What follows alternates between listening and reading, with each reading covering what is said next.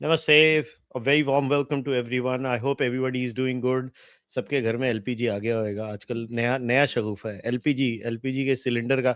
But in fact, I'm going to do a podcast on that this week also, where it's not about LPG per se. It's going to be about how panic spreads and how moral panic as an idea. I want to talk about moral panics, but that's not the subject for today. The subject for today is this current conflict that has now been going on at least for 13 plus days, Abhijit, if I'm correct.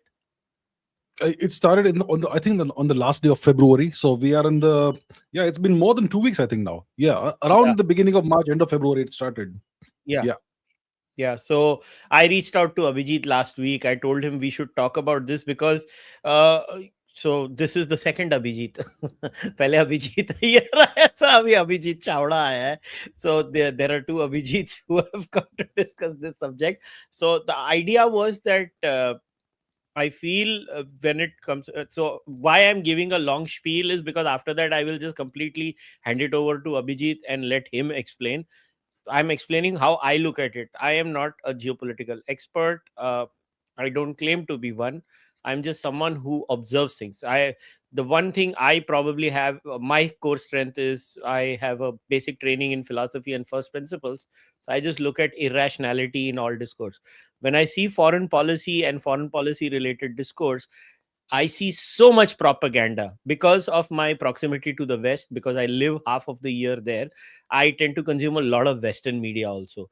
But because I live in India, I tend to consume a lot of Indian media also. And if you were to pick up the Western media and you were to pick up the Indian media vis-a-vis this war that is going on, Abhijit, you will be in two completely different worlds. एक तरफ है कि America has bombed the living daylights out of Iran. Iranians are begging. They're like, Daddy, please don't hit me. Daddy, please don't hit me. And the other side, Iran is like, we have dumped this, we have dumped that. And in the middle of it all is the Indian is like, Abhe mera LPG महंगा हो गया है. That's all. So now I have laid this like, so let's start from here. Like, what is the actual way of assessing the state of a conflict? Excuse me. Yeah, what's the correct way of assessing the state of a conflict? You have to first understand the historical background, that why is this conflict happening? What does each side want? How many sides are involved in this? And all that you have to assess first of all, so that you understand the motivations, the motives of what is the strength and weakness of each side, and so on. That's one thing you do. The second thing you have to do is to, I mean, right now we are in the situation called the fog of war. The fog of war comes from Clausewitz, the 19th century military historian and analyst. So he writes about the fog of war, that once warfare begins, once you're in the thick of battle, then you don't really know what's happening. There's too much information coming at you too fast, and much of it is fragmentary information, some of it is propaganda. So you can't really tell what's happening. And that seems to be the case even when you are not fighting personally. You're out there just trying to see what's happening, and there's so much misinformation coming at you from all sides. So that's why you are trapped in the fog of war, even as an external observer. So how do you understand then what is happening currently in real time? One is the historical aspect, one is what's happening in real time. You can't really tell what's happening in real time. Don't consume too much news. And whatever news you consume it from a 360-degree perspective. Look at the news sources that you hate. Look at the news sources that you love. You look at the news sources that you don't have an opinion about. Take a look at everything that's happening. Take a look at Telegram channels. Take a look at various the Twitter accounts, and try and get a complete 360-degree perspective on what's happening. All the propaganda, absorb it, and then use your own intelligence, use your own mental models, use your own understanding of the historical background to try and figure out what may perhaps be happening right now. So that's how I do it. It's obviously an imperfect process. If you are not in a situation where you get classified information, then obviously it's going to be imperfect, but that's how I do it. Yeah. So my core thing is, you have to first understand the historical background. If you don't understand that, then you're going to be completely trapped. For example, let me give you an example of understanding the historical background. So I do my live streams, and in which I get these questions, right? So people say that, where does Iran stand vis-a-vis India? Is Iran India's friend? Is Iran India's enemy? So I say, that, look, if you look at Iran and India's relationship, we've had a reasonably decent relationship since 1979. Since 1979, Iran has done nothing to actually, they've taken no actions that are anti-India. Khamenei may have said things about Kashmir or whatever, but that is verbal support for that. They have taken no actual actions that can, in a material sense, hurt India.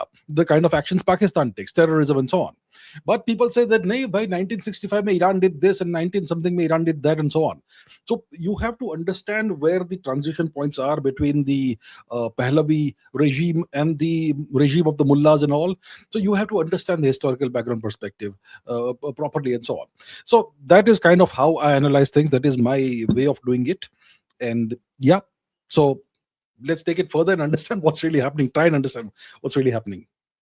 So yeah, so I was going to say, so now this is my assessment of the situation. Mhm. It would be Yeah. rather naive of me to assume that the Iranians have the military capacity to take on the collective might of the Americans and the Israelis. Forget the Israelis alone or the Americans alone. This is my personal opinion. I think the Americans and the Israelis in a air combat, that kind of a scenario, would obviously be more superior to Iranians. But where the Americans have underestimated Iran is their tenacity, their capacity to fight, and their war preparation in terms of it took me to the old adage of Amar Akbar Anthony. Was that scene where Amitabh Bachchan gets beaten up and he is in that jail and he's talking to Vinod Khanna, and Vinod Khanna को अमिताभ बच्चन बोलता है, तुम हमको लात मारा, ये मारा, वो मारा, मगर हम तुमको एक मारा, मगर सॉलिड मारा ना. And I think Iran actually kind of understood the weakness. The weakness was disrupt global trade, increase costs of living. So they are hitting everything that would result in that. They know they're going to be pummeled in the process. But the old adage, hum to doobe hain sanam, tumhe bhi le doobenge, kind of a mentality. Or is it not that? Right. So Iran obviously has done its homework. Right. They understand what the strengths are. They understand what their weaknesses are. They understand that the United States has a certain way of fighting war that we have seen. It's a pattern that we see. So how do you address that? How do you deal with that? So what's the typical American way of fighting a war? The American approach to war fighting is brute force. They'll come in with a massive, overwhelming force of whether it's navy, whether it's missiles, whether it's fighter jets, whether it's strategic bombers, all that, and they're going to flatten a nation. They'll absolutely flatten and annihilate a nation. Great example is Iraq, right? 1991, also 2003. Same pattern they followed. They totally annihilate and flatten a nation and then walk in if required. So Iran understood that that's how the Americans fight. So how do we prevent them from achieving these objectives?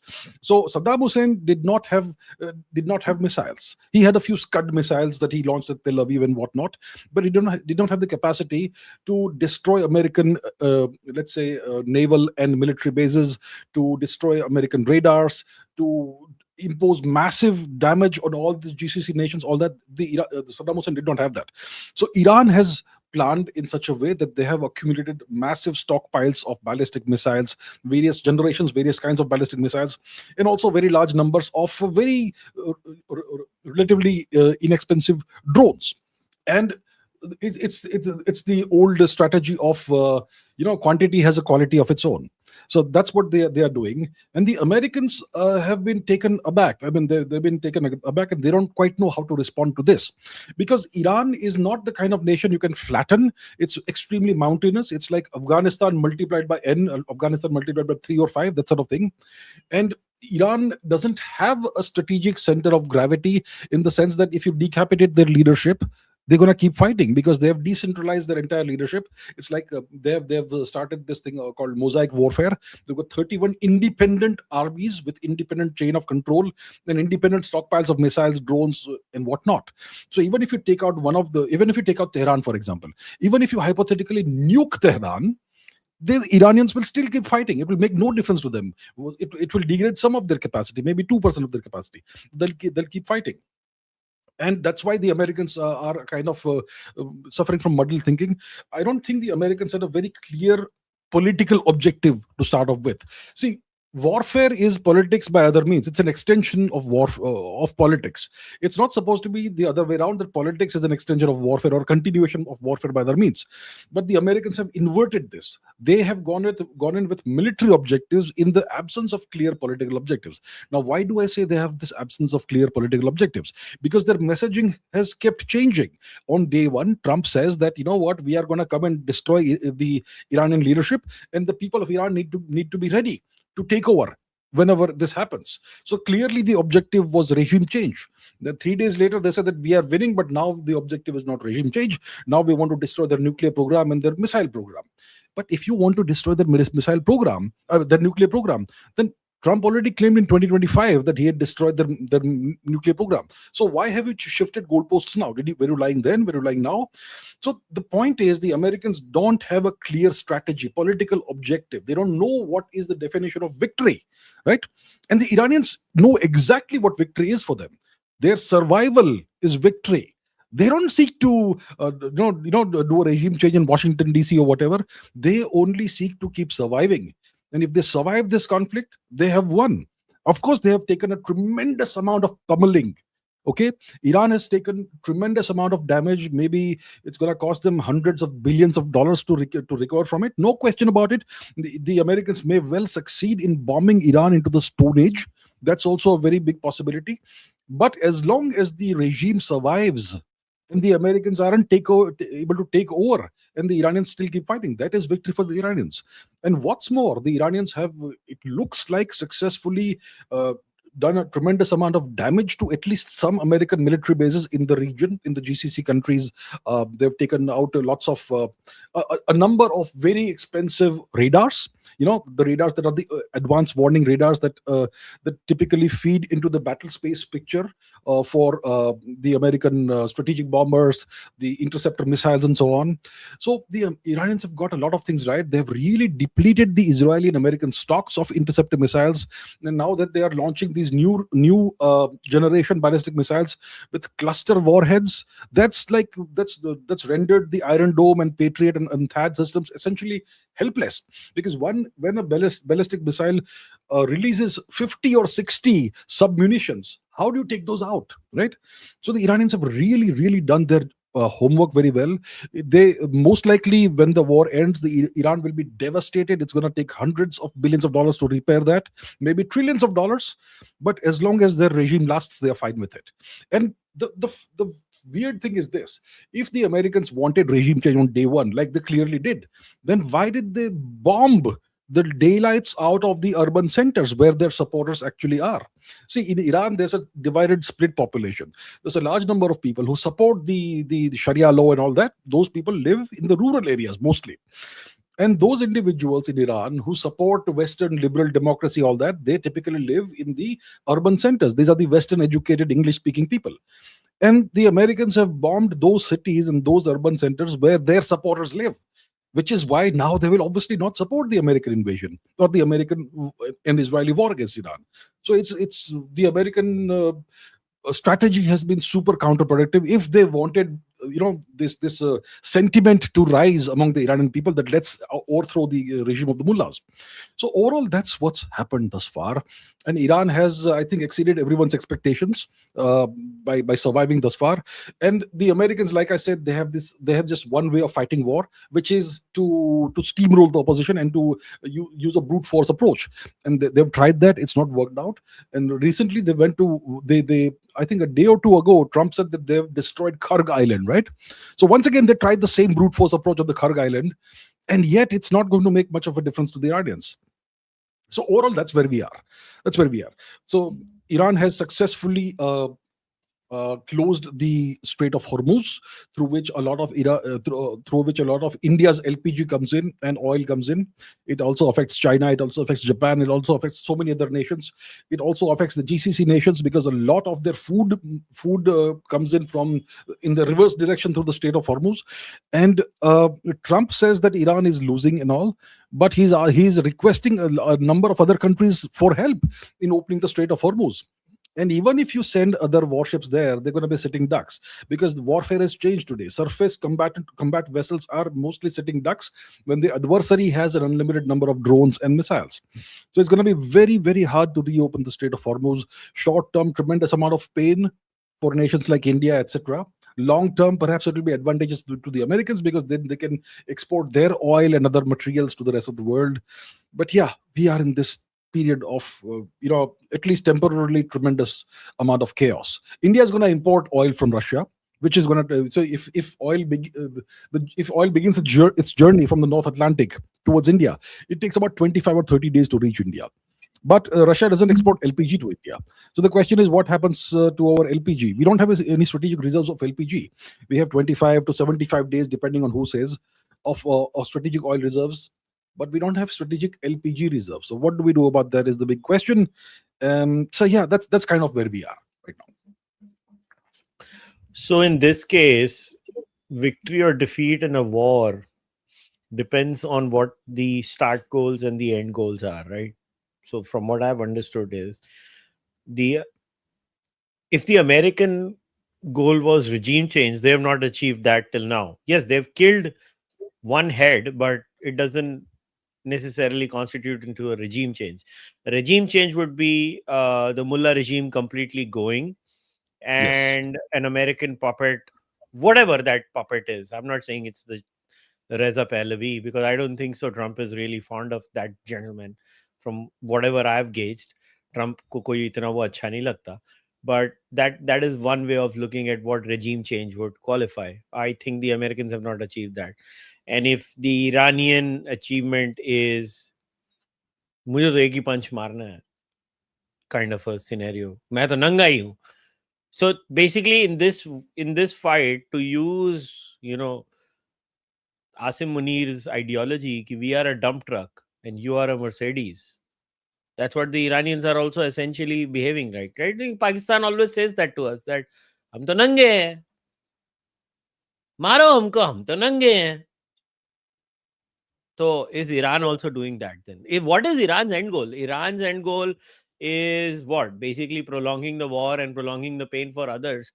But don't you think every war eventually has, every economy, every society has a sustainability quotient, and Yeah. America can sustain for a long, long time.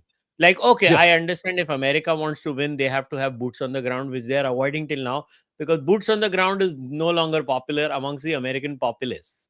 Like, then Trump will really lose popularity. So he cannot manage that bit. I understand that. But the Americans can go on bombing the shit out of Iran. Iran, what? They can take this for a week, 10 days, 15 days. I don't think so. Iran has the economic wherewithal also, right? Yeah. So the question is, how long can this war last? How long can Iran keep taking the blows? That's the question. So I've seen a few statistics that are relevant to this. So in the first 3 days of this war, the Americans used up about 20% of their global Tomahawk missile stockpile, which is very concerning. Okay. Now they have this THAAD missile defense system, terminal high altitude area defense system, and there are about 21 of these in the entire world. Okay. And there were a number of these in the Gulf region, which have all been taken out by the Iranians. That's why the Americans are now being forced to take those THAAD systems that are deployed in South Korea and move them to West Asia. So clearly, there are things that the Americans are falling short of when it comes to munitions, missiles, all that. They don't produce a lot of that in the world. Every year, maybe they produce maybe 100 anti-ship missiles in a year. Their production rates aren't very high, and it looks like they are definitely falling short of some critical munitions and weapons. So that is a very big concern for the US. Obviously, they can ask the Europeans to start churning out weapons and munitions and arms and ammunition in large quantities, but even that takes time, and a lot of that has been diverted towards Ukraine. I mean, historically. So even the Europeans are running short of a lot of these things, and the Americans are now realizing that their initial salvo has not worked out, and the Iranians are still fighting. Now, the question is, what is the end goal for the Iranians? What's the end goal for the Americans? The American end goal initially seemed to have been regime change. That has not worked out. So what can they do now? They can certainly pummel in Iran into the dust if they have enough ammunition for that. But is that going to be enough for them? Because if Iran keeps fighting despite that, then what do they do? What is Iran's end goal? Iran's end goal is very clear. Iran's end goal is the survival of the regime, the IRGC regime, the regime of the mullahs. Even if Supreme Leader number two gets taken out, they'll appoint somebody else. Even if the number three guy gets taken out, they'll appoint somebody else. The strength that they have is that they don't have a center of gravity that is enshrined in the body of one person. They have a decentralized system, and they've got leadership in every province, every town, every village. And one issue that you have in the stable static societies is that there is this overproduction of elites. There are too many elite people who get produced, like in India. You have all these elite people like the MLAs, MPs, bureaucrats, and so on, and the whole society becomes rather rigid and static. But since Iran is at war and leadership is being taken out, it's actually giving them fresh new blood who rises as leaders, and maybe they'll provide better leadership. So that's one thing. Iran's end goal is the survival of the regime of the IRGC and the mullahs. Now, can they do it? They seem to have sufficient stockpiles of ballistic missiles and drones. There's various numbers being thrown around, but it looks like they may have maybe something in excess of 100,000 drones that they had stockpiled, and maybe something in excess of 10,000 ballistic missiles that they had stockpiled, and they are now obviously using up these stockpiles that they have. And obviously, when the war is going on, they will not be producing new ballistic missiles and so on, because that needs above ground factories, which is something the Americans and Israelis can take out. So all of their activity, all of their storage and stockpiling happens underground, deep underground, under mountains and so on. And that's where it's safe, and that's how they were able to launch so many salvos of ballistic missiles and drones. So I think Iran's end goal is, number one, to ensure the survival of the IRGC and the regime of the Ayatollahs. If that happens, the end goal number two is to keep this Strait of Hormuz closed as long as possible, and allow selected nations to transit the Strait of Hormuz, depending on the relationship with Iran. The third end goal is to impose a tremendous amount of pain on Israel, because these ballistic missile attacks are now going through. They are not getting intercepted in large numbers anymore, right? Tel Aviv and other Haifa, etc. You can see the videos. Some of these are obviously AI-generated videos, no question, but some will be real. And there is pain being imposed on the leadership and perhaps even the people of Israel. Next, the end goal is to ensure that the American bases in the GCC countries are destroyed thoroughly. And the Iranians seem to be capable of doing that, because it's just a mathematical game. If you have sufficient missiles, even if they're dumb missiles, as long as you can target them properly, a certain number will go through, and that's going to flatten the bases eventually. So if the American bases are destroyed, and you also impose pain on the GCC nations, then the GCC nations will clearly realize that the American promise of protecting us from Iran has been a lie. The Americans, there's already this sentiment apparently in the GCC nations, that the Americans are only interested in protecting Israel, not Abu Dhabi, not Dubai, not Saudi Arabia, not Kuwait, etc. This sentiment seems to be growing in the GCC nations. So if you can make the American presence in the region untenable, and you ensure that the American bases cannot be rebuilt in the region, then you essentially ended America's ability to project power in the entire West Asian region, which is a huge win not only for Iran but also for Russia and China. So these are some of the end goals of Iran. How many of these are possible? I mean, their core end goal will be the survival of the regime. Even if people die or whatever, the regime survives, that sort of thing. But I think it looks like especially if Russia and China keep helping Iran in some subtle ways, then Iran may be able to achieve more of those end goals. Because the Chinese and Russians are also indirectly involved in this matter. The Chinese and Russians, the Chinese have the GLONASS, the Baidu system, the satellite positioning system called Baidu. The Russians have GLONASS, and they are obviously helping Iran with that. Obviously, GPS will not be available to Iran's regime. And apparently, Baidu seems to be superior to GPS. And the Iranians are able to achieve very, very small CEPs, central error probabilities of their missiles. I mean, a CEP of 5 meters is incredible.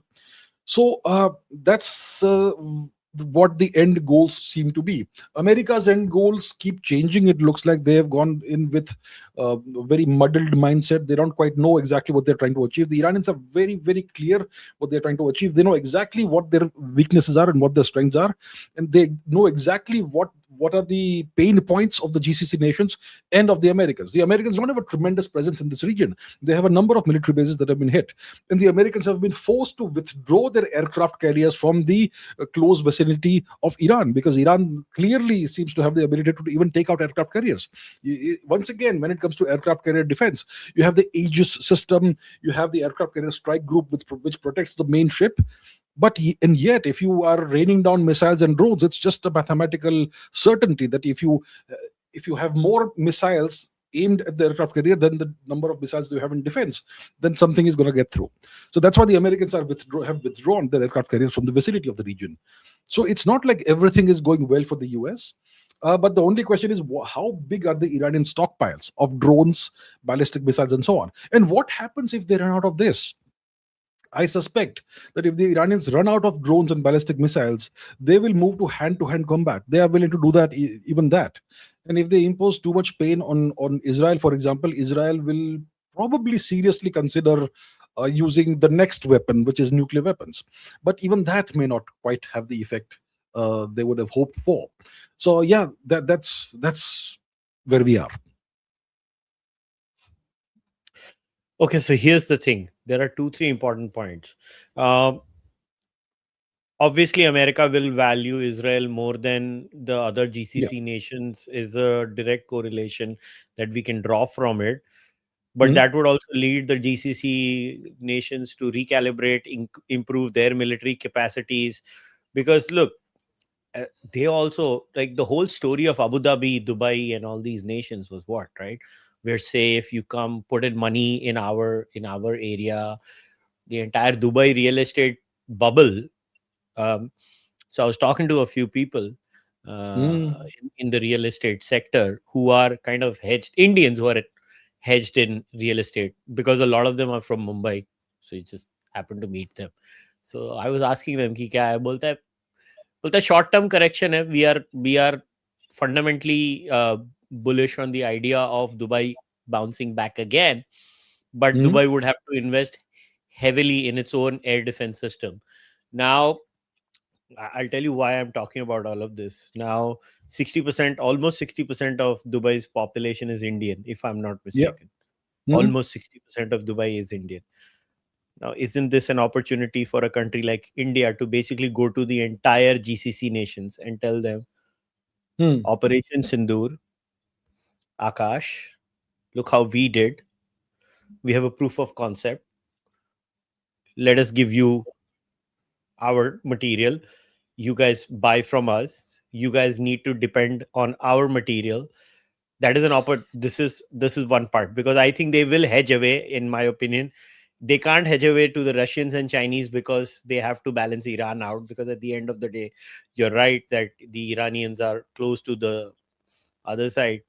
But boss, yeah, I still am, like, I find it hard to fathom that, let's say the Americans continue pummeling them for 15 more days. Like Donald Trump can say, right, मेरे पास तेल है, screw the world. मेरे को क्या फर्क पड़ता है? मेरे को तो कुछ फर्क नहीं पड़ता ना, मेरे पास तो तेल ही तेल है. Americans themselves have shitloads of oil. By the way, the American oil companies are very happy oil is expensive, because shale oil needs to go beyond a certain limit for it to be viable. Because उनका तेल निकालने का जो technology है, it's more expensive, right? Canadians will be very happy. Canadians are not complaining. So North America, as far as they are concerned, the only ones who are actually stuck in this entire process is actually the Europeans and us, right? They're stuck in this process. Nobody else cares. So more than the GCC countries, I was going to ask you, what the hell are the Europeans going to do? Europeans will be like, ये पागल ऑरेंजियन है तो हमको फंसा दिया है. हम कहाँ पिट रहे हैं इसमें? हमारी पूरी गैस रशिया से आती थी, और रशिया ने अगर उनको गैस देने की कम कर दी, और रशिया ने बोला भाई मैं तो दूजा नू देगा, तो ये लोग क्या करेंगे? Yeah, totally. So there's multiple things to unpack in this. First of all, UAE का देखते हैं. UAE का इकोनॉमिक मॉडल है. UAE में 2 इकोनॉमिक मॉडल्स है. एक अबू धाबी का अलग है और एक दुबई का अलग है. So when it comes to Abu Dhabi, they have oil. They have ADNOC, Abu Dhabi National Oil Corporation, and they are a major exporter of oil. So Abu Dhabi, mein, it's not like they are inviting necessarily, you know, uh, their entire model is not that you invite rich people to come and settle and invest in the real estate and all that. They have oil to fall back on. So Abu Dhabi will be fine long term. When it comes to Dubai, Dubai का पूरा model है to invite wealthy people to invest in the real estate sector and so on. Dubai essentially is a gigantic resort city, and you have a huge population that services the resort, which is the typically a large number of Indians. So overall, UAE mein about 40% total UAE mein 40% the population is of Indian origin, and about 60% of is of subcontinental origin. That's the overall population. Now, obviously, Dubai may right now there's people are leaving Dubai. Nobody wants to stay in Dubai while the war goes on. If the war ends soon with an American-Israeli victory and Iranian defeat of whatever kind, then I think the Dubai real estate sector will bounce back. No question about it. If the war ends soon, but if the war is prolonged for months and months and months, as is potentially likely, okay, in that case, the Dubai economic model is destroyed. Then what happens? So right now, it is right to be optimistic and bullish about the Dubai real estate market. But let's say this war becomes another Ukraine war, and the Iranian threat persists and persists and persists from the UAE perspective. Then nobody's going back to Dubai, and the whole real estate sector crashes. So that's a very big issue for Dubai. And the question is long term, what do the Gulf nations do? Whether it is Dubai, whether it is Kuwait, whether it is Bahrain, Qatar, Saudi Arabia, what do they do? The American promise to safeguard them and offer the military umbrella has turned out to be a lie. So clearly, these nations will have to invest in their own defensive posture, which is anti-aircraft, anti-missile, anti-drone weapons, and so on. Now, these nations don't have a military industrial complex. उनके पास capability नहीं है to manufacture these weapons. So they will have to depend on somebody else. Who do they depend on? Americans are no longer reliable. Let's say they decide that Americans are not reliable. So who do they go for? So clearly, like you said, there is an opportunity for India to step in and fill this gap, that we have various anti-aircraft, anti-missile, etc. systems, Akash system, and so on and so forth, which we can provide to you. They'll be much cheaper than the American weapons and are very reliable. So we can say that. The question really is, can the Akash system take out ballistic missiles? And that's something we haven't seen it tested against. Maybe privately test kiya hoga, lekin Operation Sindoor mein Akash took out incoming drones and incoming aircraft, but not ballistic missiles.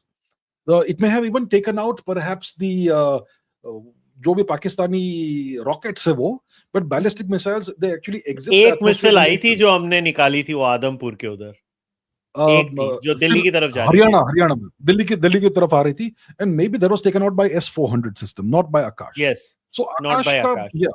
Yeah, so Akash is an anti-aircraft system, very good anti-aircraft system, also very good anti-drone system, but I don't know if it is relevant to ballistic missile defense or not.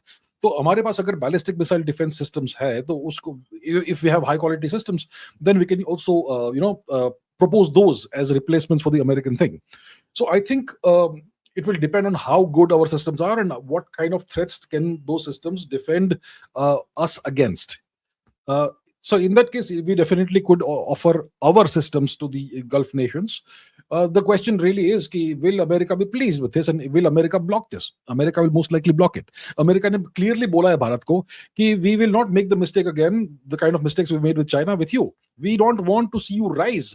We want you as a market. We want you as a vassal state. Essentially, we don't want to encourage and facilitate your rise by, let's say, ceding the Gulf market to your weapon systems. So even if we propose this to the Gulf nations, the Americans बीच में आएंगे, then they will create obstacles and roadblocks for us.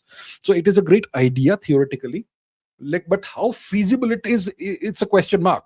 I would be the happiest person if we become the guarantor of protection for the Gulf nations. That will be great for India. It will be an expansion of India's role and relevance in the region, which should happen. But America beech mein aayega, right? Not only that, it's our economic stake also. Now, two reasons: A, we can buy tons of oil from them. Two, we have a lot of human resource in that country. Absolutely. करोड़ों भारतीय रहते हैं यार उधर. करोड़ों भारतीय रहते हैं उधर. क्या वो सिटीजन्स नहीं है क्या? वो हमारे देश के नागरिक हैं. वो हमारे ही है. So उनकी प्रोटेक्शन हमारी जवाबदारी है. We can't just wash our hands off. Like the interconnectivity between the GCC nations and Indian citizens living there, and India and the GCC nations, that's a major economic block for us. So Yeah, we can't yeah. just wash our hands off and say, हाँ नहीं, तुम अपना अपना देख लो भाई. अरे ऐसे थोड़ी ना होता है. No, we no, we we have need to obviously, yeah, we need to plan for the welfare of our citizens there. क्योंकि जो लोग वहां पे रह रहे हैं, जो 50-60% population of UAE का है, for example, वो हमारे ही citizens है. They are not citizens of the UAE. वहां पे citizenship नहीं मिलती है. So we need to take care of their welfare and their security. And also they are a big source of remittances for India, which is also a component of our GDP. तो ये सब हमारे लिए काफी important है. This region is very important for us from various perspectives. So definitely अगर हमें हमारे पास opportunity present होती है कि we can step in and become the guarantor of security for various nations in the region, whether it is by selling arms, ammunition, whether it's by having shared naval facilities or whatever, then we should definitely step in. And because we are on relatively good terms with Iran, that will also be an advantage for us, unlike the US, which is on extremely hostile terms with Iran. So yeah. Now, when it comes to the European nations, like you said, कि US में shell oil का revolution हुआ है 10-15 साल में, and they have become the world's largest exporter of oil. Their oil production is very expensive compared to your regular oil processing and so on. So if the Strait of Hormuz remains closed for an extended period of time, it will be great for the US, no question about it. They'll be happy. Even the Canadians will be happy. They also have shale oil and they export that. But it is going to be India and Europe and China and Japan and Korea, South Korea, etc., Australia, who will suffer as a consequence of this. Israel will be fine because they get their oil from Azerbaijan. वहाँ पे कुछ नहीं होगा. But for us, it's a problem. So what is the solution to that? देखिए, Europe is caught between rock and a hard place, because most of the European nations are either members of the EU or members of NATO or both, which means they are totally constrained by the United States and they don't really have full sovereignty at all. So they have to, and recently they have caved into Trump's arm twisting. Trump said that by 2030 you need to double your military expenditure and the amount of money you contribute to NATO, and they even agreed to that. So the European nations will essentially do whatever Trump says that you should do, or whatever the Americans say, even after Trump has left. So Europe will remain constrained like this, and Europe is being slowly deindustrialized, exactly the same way Japan was deindustrialized after the Plaza Accords. धीरे धीरे धीरे gradually drip करके उसको deindustrialize कर रहे Europe को. That's what the Americans are doing for whatever reason. So the question is, what does India do? What does China do? China and India will keep getting oil from Russia as long as the Americans don't impede that, because it has to come through Suez, it has to come through Red Sea, Mediterranean. वहाँ पे सब choke points है. Americans could potentially do something about that. So that is something we have to worry about.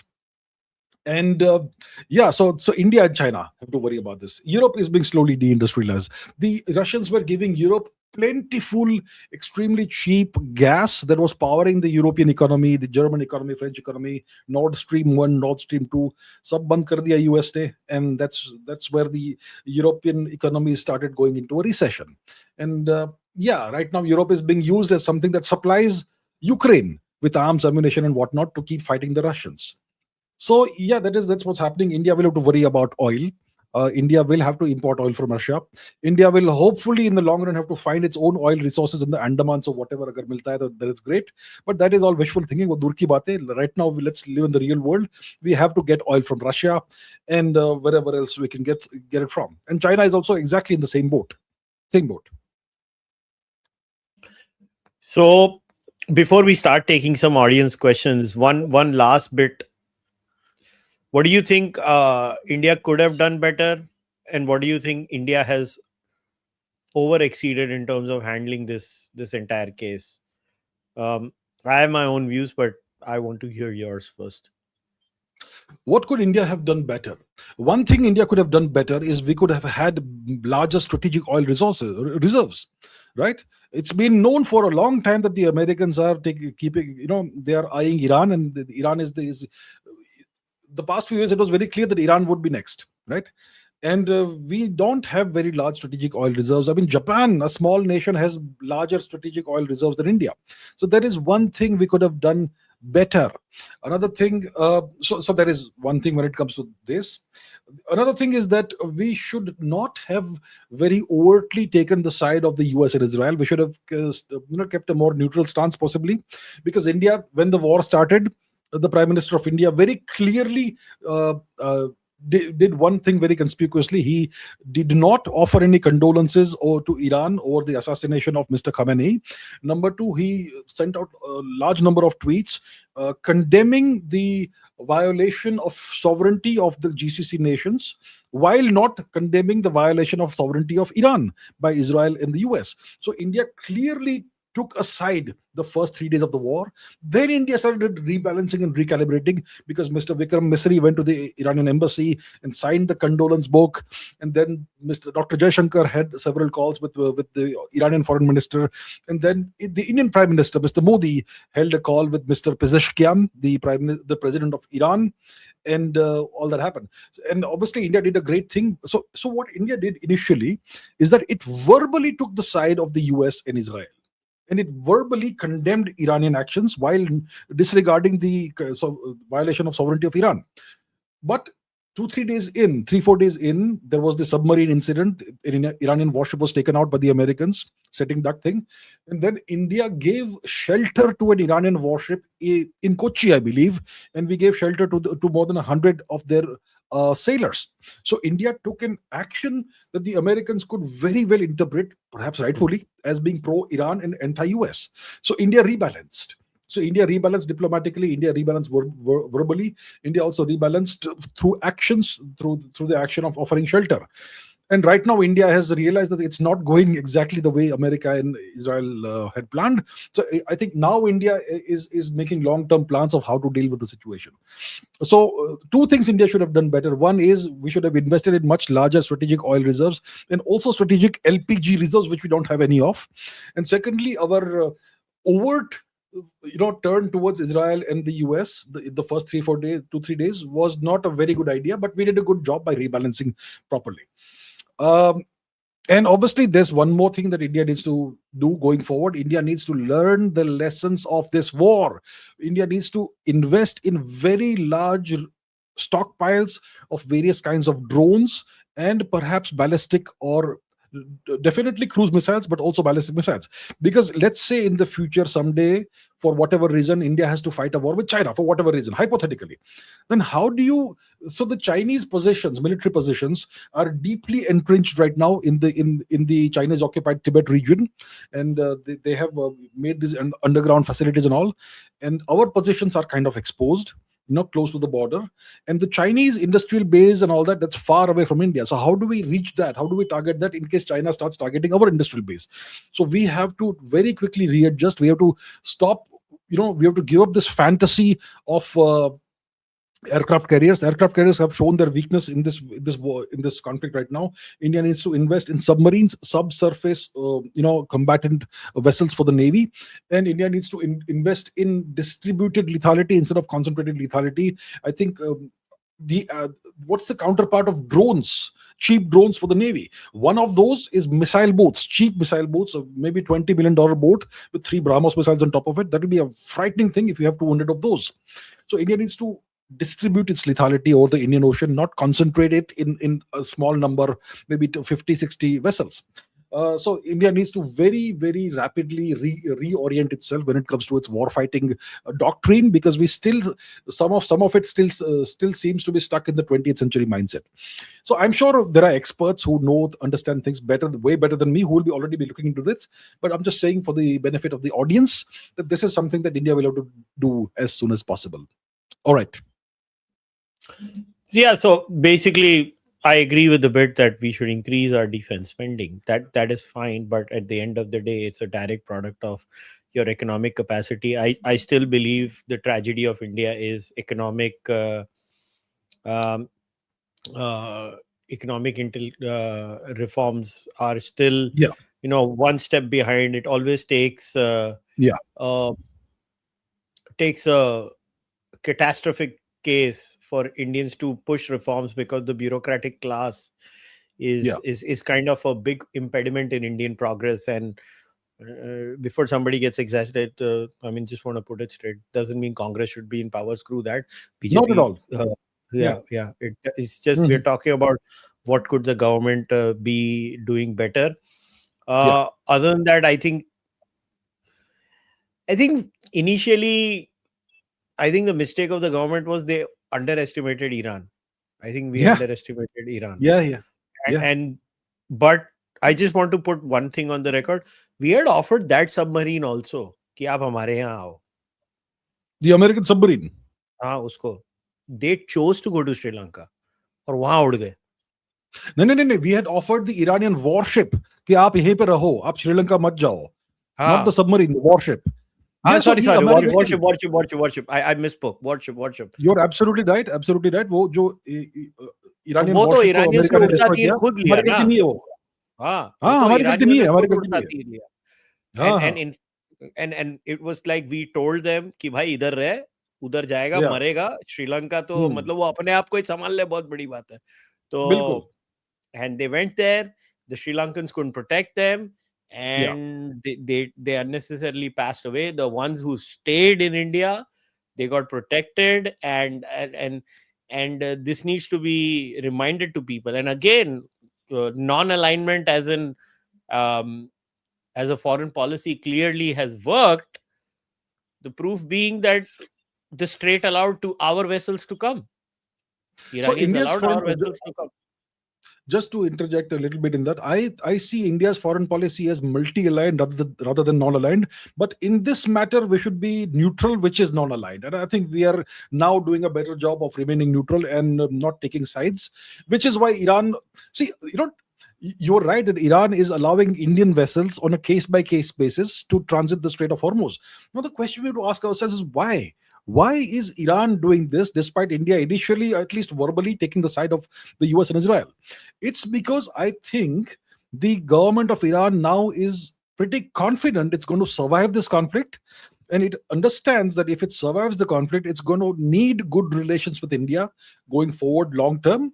And that's why it is offering India this exception that it's not offering to other vessels. Case by case basis, you can transit the Strait of Hormuz. We will not target your vessels. So I think it's a good thing. So it tells you that Iran's diplomacy is mature. They are thinking long term. They are not being emotional. कि आपने 2-3 दिन इन लोग का side लिया or whatever. It's a mature diplomatic approach that the Iranians are showing, and India also is doing the same thing. So I think we are on good ground now. I believe that's how it should have been in the first place. हमको क्या Yeah. लेना देना यार, ये लोग झगड़ा कर रहे हैं, हम तो दोनों की कड़ी निंदा करेंगे. बिल्कुल, कड़ी exactly वही निंदा करना is चाहिए the first best. place. Yeah, that's a good approach in these matters. कड़ी निंदा. Yeah, I mean क्या यार, मेरे को एक बात बताओ ना. I always use this example. ऐसे वो वेनेजुएला में जाके वो मदुरो को उठा के ले आया, जिसको भी उठा के ले आया वो डोनाल्ड. Yeah. तो वो नेपाल उसकी कड़ी निंदा कर रहा है. मैं इतना हंसा उस दिन. मैंने बोला नेपाल कड़ी निंदा कर रहा है. बोला नेपाल को कोई चिट्ठी पढ़ा भी नहीं होएगा. तो हमारे को भी वही करना चाहिए था. इस पूरे एपिसोड में हम लोग को इजराइल को बोलना चाहिए था वेरी बैड, फिर ईरान को बोलना चाहिए था क्यों कर रहा है तू, अमेरिका को बोलना चाहिए था अरे छोड़ ना झगड़ा, और फिर अपनी बिल्कुल. मस्ती में रहो. See, Yeah. this has always been my problem, that why, the ever green American interest of being the Chaudhary of the world. See, the biggest lesson, and before we start taking questions, maybe this is the last bit we should discuss, because I want to keep at least half an hour for the super chats on both your channel and my channel. I have starred them separately, so I will take all of them, जो भी आए हैं. So, ये जो America की चौधराहट, I think that is the right word, हमारी भाषा में वो राइट वर्ड है कि ये जो अमेरिका मामा बना फिरता है दुनिया का. Do you think, see Venezuela actually increase their stock as the मामा ऑफ द वर्ल्ड और द चौधरी of the world, but then has Iran dented their hegemonical status, that yes, they are not going to lose a war. If anybody thinks you can beat America in a war, like, you guys are insane. They are too powerful, but they can also not destroy others until and unless they have significant loss of life in the form of boots on the ground. Now people can take America on while they keep getting pummeled. So do you think the American stock has gone down then?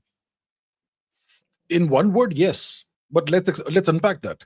Clearly, the American stock has gone down. Okay, Donald Trump is putting out these posts on Truth Social every day that we are winning, we are winning, we are winning, we are winning more than ever.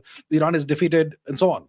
So he's trying to remind his, he's trying to tell or brainwash his voters into believing that the US is doing very well. But the whole world can see what's happening because of social media. Even if social media is being censored, it's very clear that Iran is still fighting. It's very clear that the US has taken significant damage when it comes to their military bases. It's very clear Israel is taking tremendous damage in some parts of Israel, at least, right? So, and the Americans aren't able to do a thing about that. Who has closed the Strait of Hormuz? It's the Iranians who have closed it, and the Americans aren't able to open it. So clearly, the American stock has gone down. But what they did in Venezuela, it made the US stock go up because they walk in, they take out the president, kidnap him, and take him back to New York. Kya baat hai yaar? You're the best in the world. No one can stop you. But now look at Iran, what it's doing, and that eh, right thinking people will ask themselves, how many ballistic missiles, cruise missiles, and drones does China have? With their industrial base, it's going to be 10x of Iran. Now, let's say Xi Jinping makes a move on Taiwan. America is cooked. Xi Jinping will take Taiwan. It may be in ruins, but they will take Taiwan. They may even take out Guam in that position. So everybody is essentially watching what's happening here and learning the lessons. So the American stock has significantly gone down. It has gone down among the Gulf nations. It has gone down among in the entire world. And if the American bases are destroyed in the Gulf region and the Americans are unable to return to the bases and reoperationalize them, then it's going to be even worse of a situation for the US, क्योंकि उनका stock बहुत नीचे जाएगा, because they are no longer in a position to project power in West Asia. So definitely already in the first 2 weeks or so of the war, the American stock has gone down. The American prestige has gone down. The Americans have taken big hits. They've lost a large number of aircraft. पांच बड़े super tankers refuelling planes को destroy किया. 3 aircraft went down, F-15s or whatever went down over Kuwait. Donald Trump अभी कहाँ है? वो saying that India के 5, 6, 7 planes टूट गए. Where is he now? He is very mum about that. Overall, the American prestige is going down. And if they attempt a ground invasion, I mean, they should not attempt a ground invasion. It will be suicidal, as Saddam Hussein discovered. The Americans goaded Saddam Hussein into launching a ground invasion of Iran. His army was able to go forth 50 kilometers, then got stuck for a decade. And it was a disaster for both nations. If the Americans attempt a ground invasion, it's going to be suicidal. They should not even dream of doing that. The Iranians will be able to fight them off even with pitchforks because they understand the terrain so well. It's going to be worse than Afghanistan. So overall, if the ground invasion doesn't happen, there's going to be no regime change, guaranteed. Regime change does not ever succeed from altitude. You can't do regime change from altitude. You have to have good boots on the ground. So it looks like Iran is surviving this. Okay, it may survive this in very, very poor shape, but the IRGC regime will continue. And if it continues, America's stock will decline quite significantly. So already the prestige and reputation has gone down. No question about that. Yeah, looks like it. I mean, Americans need to recalibrate. Trump's statements are evidence of that. One day, the Truth Social post was how he's going to protect the Strait of Hormuz. Next day, he says, "Apna apna dekh lo."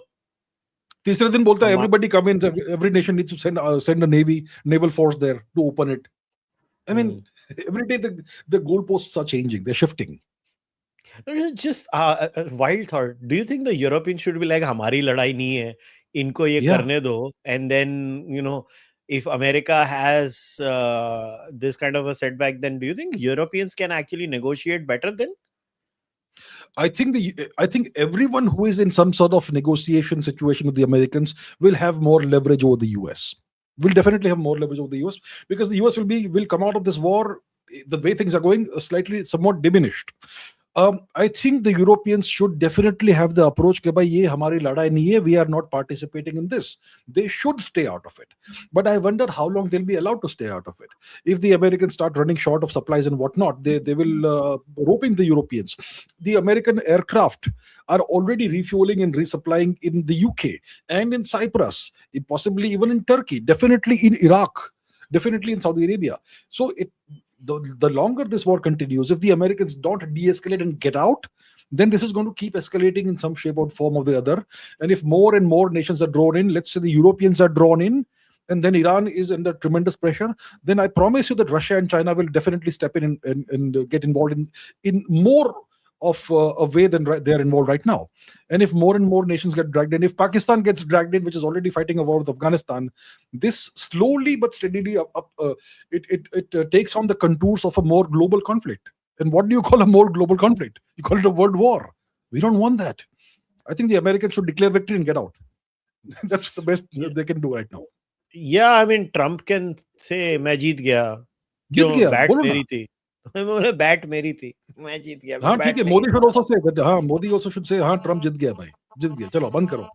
Yeah, because it doesn't help the Gulf nations, it doesn't help India, it doesn't help Europe, and these are significant. Honestly, it doesn't help anyone, boss. War never helps Anybody at all. anyone.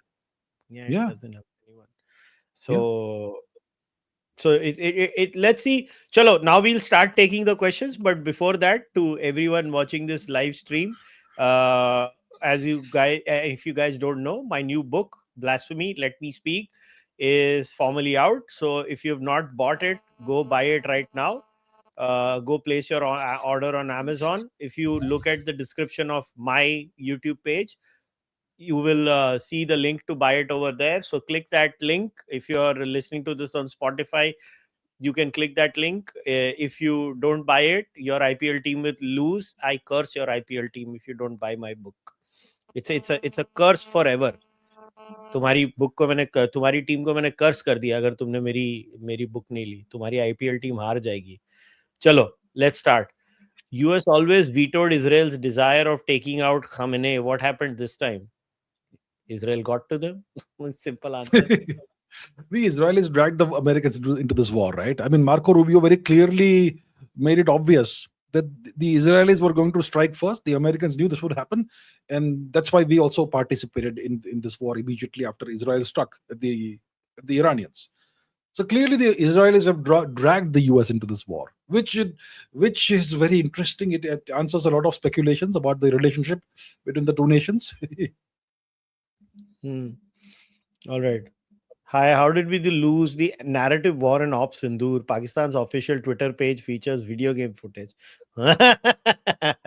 See, I think मेरे पास एक गंदा answer है इसका.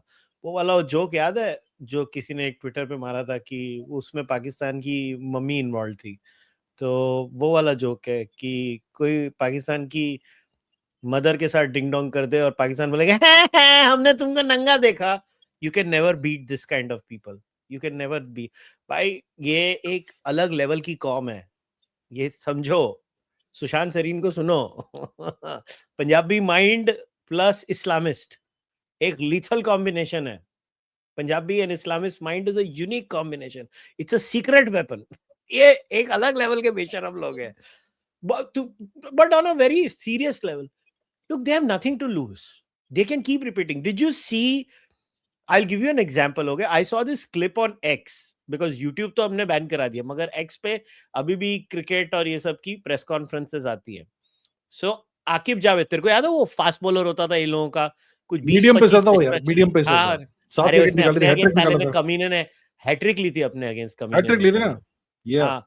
So, he was asked a question about after this World Cup disaster T20. So I saw that clip. It was a hilarious answer. He's like, "आप ऐसे हार रहे हो." So look at his answer. It's such a Pakistani answer. India से तो हम वैसे ही हारते हैं. He just said that. India matter से ऑफ तो हम फैक्ट. वैसे ही हारते हैं. बाकी तो हम सिर्फ एक ही मैच हारे, वो वॉश आउट हो गया. अरे बोला भाई तू क्या आदमी है यार, क्या आदमी है तू. So ये Pakistan, at least this is how I look at it. But yeah, you tell me, what is your answer to this narrative war? Look, we lost the narrative war because the Americans amplified the Pakistani narrative. The social media networks amplified the Pakistani narrative, and India's PR machinery was sleeping. Right now, Pakistan is fighting a war with Afghanistan, and the Afghan PR machinery is doing a much better job than the Pakistani PR machinery. India has not invested in PR machinery. The government of India has not invested in a few million bots on social media like the Chinese and Pakistanis do. So that's one reason why we lost the war, narrative war. Yeah, we should do that. We should play the same dirty game that everyone else plays. see, there is some. So let me tell people, ये इतने सारे जो तुम्हारे गोरे journalist होते हैं, ये अभी जैसे खालिस्तानी है, this is something I understand very well, the India Yeah. Canada beat and this entire Khalistan thing. Like there I can say with confidence कि बहुत कम लोग होंगे जितना उसको मैं फॉलो करता हूँ. The Khalistanis have made some deep investments in Canadian media. Every time, like clockwork. Gore article लिखेंगे, ऐसे फोकट में नहीं लिखे जाते article. That is a fair criticism. I think we have never believed in it. See, there is No. a institutional disdain for this idea of narrative building in the Indian state apparatus. They believe And that's ये a क्या बात है? bipartisan thing. It's a bipartisan thing in India for some reason. Congress से लेकर BJP तक nobody does it. So I will let you Yeah. in. I will not tell you which government and which era this is. It was a major PR firm that was working for an American president that approached our government. They're like, we will give you money. We will give you resources, you give us money. And we will do your global PR. हम आपकी पूरी image change कर देंगे. It gets approved at base level ministry, then goes to another ministry, and gets rejected at the topmost ministry of India. They're like, we don't do this shit. Why not? I don't Why know. not? I don't know. I have no answer for that. I can tell you the story is real. Yeah, I know. Because I confirmed from 3-4 alternative sources inside the system. And I was like, we really did that, eh? And they're like, yeah, we did that. And we clearly don't believe it. So yes, whatever this critique is by this user is actually a very legitimate critique, boss. It's been my grouse since day one. I don't know. Both Congress and BJP don't believe in it. I can even guess which government you're referring to here. So Trump, we have won the war. Help. If Iran's military capability has been 100% destroyed, as Mr. Trump claims, then why is he requesting other countries to join the US in reopening the Strait of Hormuz? He says a lot. Well, I commend this viewer for asking a very intelligent question. Their entire military capability has been destroyed. The US, America has won. There's nothing left to win. But we need help from other nations to reopen the Strait of Hormuz. What are you? It's totally contradictory signaling here, right? You're claiming you won, but you need help from others because you can't open it yourself. Clearly, they have not won. Clearly, Iran has the upper hand in the Strait of Hormuz. Right? Obviously. Yeah. Honestly, the one country that should look at this entire mess as an opportunity is the Canadians. But I can guarantee you, their bureaucratic mess is even worse than ours. Seriously, that bad? Unfreaking believable. Boss, सब कुछ हो जाएगा ना, तू समझ लो उस area में 400 tribe होंगी जिधर से वो पाइपलाइन जा रही है. 399 ट्राइब मान गई. एक ट्राइब जिसमें 3 लोग हैं वो नहीं मानी. वो पाइपलाइन नहीं बनती. क्या बात है? One tribe can veto the whole thing.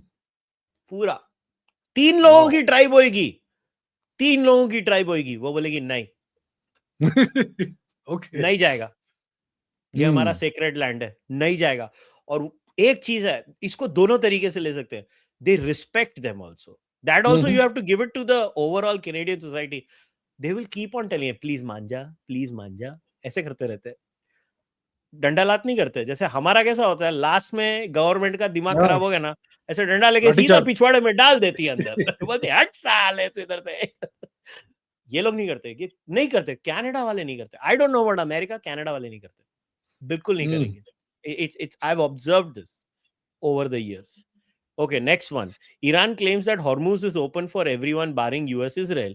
Also, does this incident teach us that we need to decrease our LPG imports like pre-2015? Good question again. Aaron. So, yeah, Iran says that Hormuz is open for everybody, barring the US and Israel. They seem to have said that, yes. And with respect to India, they have said that they will approve shipments on a case-by-case basis, depending on the tanker, what flag it is flying, and so on.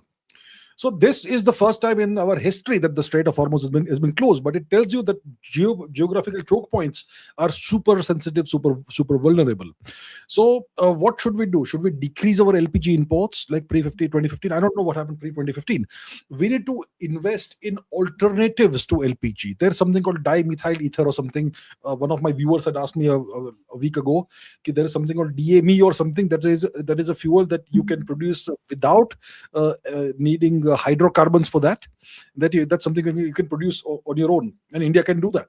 So maybe we should invest in alternatives to LPG and produce them on massive scales, not like 500 kilos a month, but maybe thousands of tons a month. So yeah, we need to obviously look for alternatives, no question.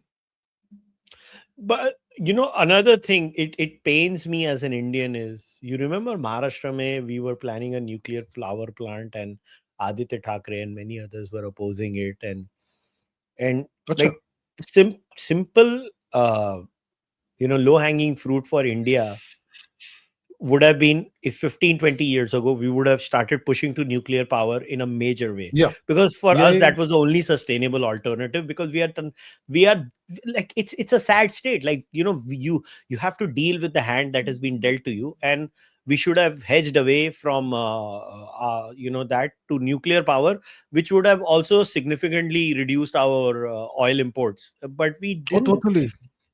And I mean, finally now the government has started really investing in nuclear, and I think that is the reason we signed the deal with the Canadians also. For those who don't know, our basic focus with the uranium, yeah. Canadians was uranium, and Hmm. that's one thing. And that premier, by the way, because see, again, people think we signed the deal with Carney. No, we signed the deal with Saskatchewan. The Canadian way Saskatchewan. is very weird, very weird. Okay. हमने वो province, the prime minister was very smart, he got the premier with him.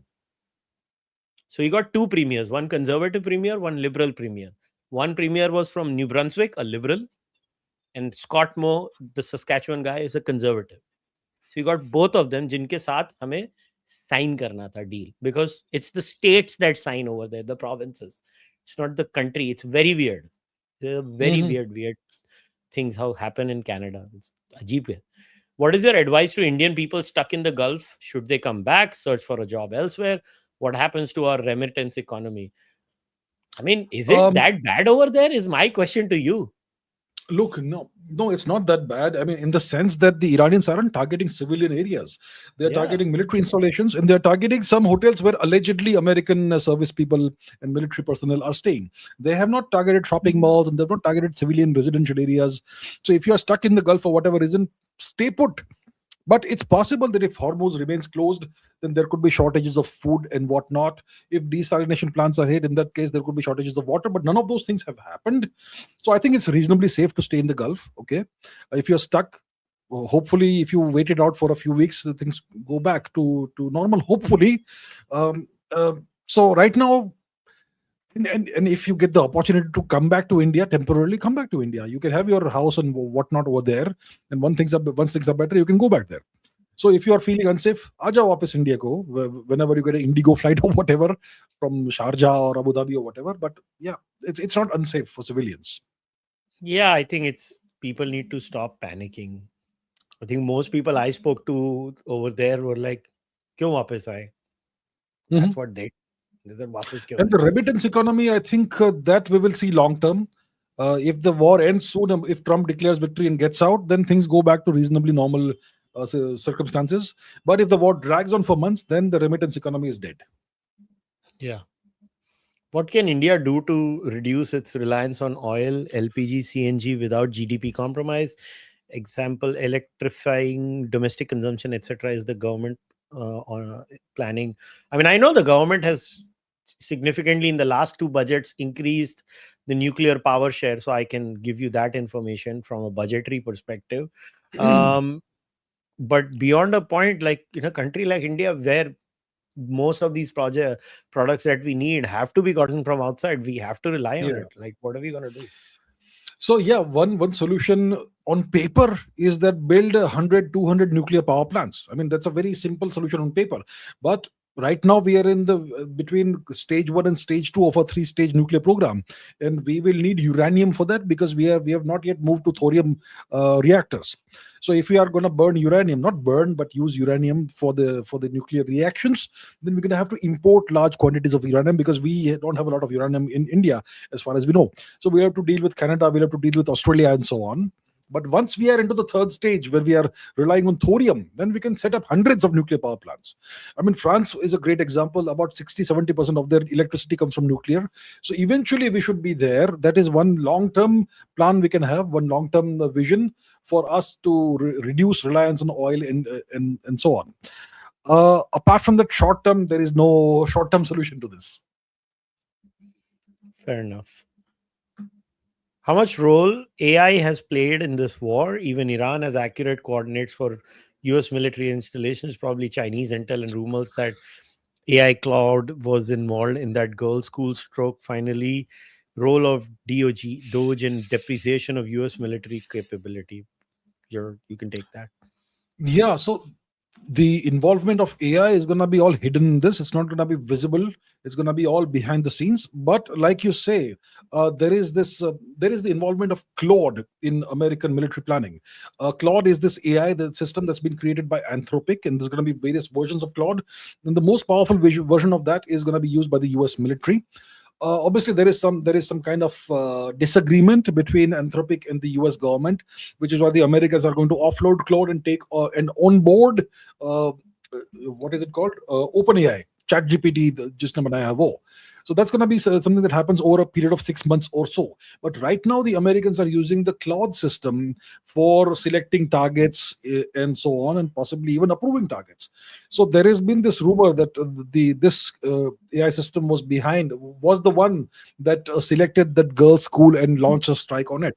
So I'm not sure what the human element in this is in this. Are they allowing AI to approve strikes, or is there a person who at the end of the day has to give a green light? It's a human being. I'm not sure what it is, but clearly that hitting that girls' school was a major disaster, and definitely a war crime.